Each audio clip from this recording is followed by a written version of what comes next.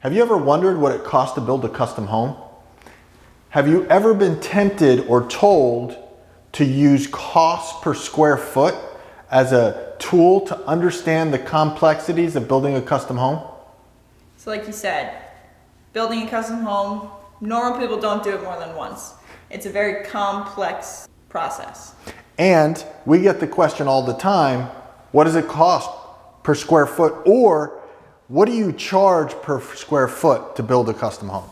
And we think this is a pretty bad way to start your custom home building process. So everybody, it's human nature. You take a very complex process like building a custom home, something you're not very knowledgeable about, and you want to simplify it. You want to break it down so that it's easy for you to digest and understand from the start, because you don't want to go into something you're not really sure about. Right. So that square footage number usually gives people a sense of, okay, I understand what it's going to cost in the end.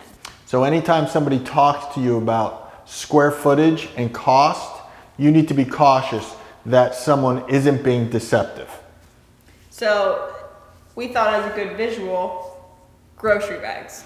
Well, we kind of stole the idea from the Whitmore brothers in Michigan, and we're going to use their video because we think it's fantastic, and we're going to put a link up here to their original video, but we're going to use that same concept to try to explain to you why using square footage to talk about what it costs to build a home is a bad idea.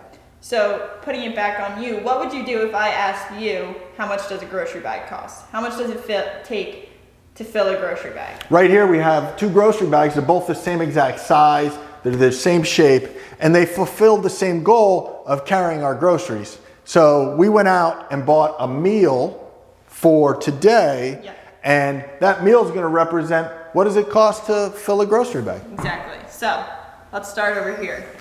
What do you got? Bottle of champagne. I got a bottle of Pepsi. Maybe we should hide the Pepsi label. We'll mark it too. All right, I have a lobster. I have a loaf of bread. Let's see what else we have. Nice porterhouse prime rib steak. I have some jelly. I have some peanut butter. I have some butter and lemons to go with our steak and lobster. I've got some chips to go on the side. I got fresh local asparagus. So there you have it. Two different grocery bags, two drastically different meals. I prefer this one. One of us is going to eat well, and one of us isn't. But in all seriousness, you, as our client, may have a steak and lobster idea of a custom home, right? Exactly. And they give you a price for a PB&J home.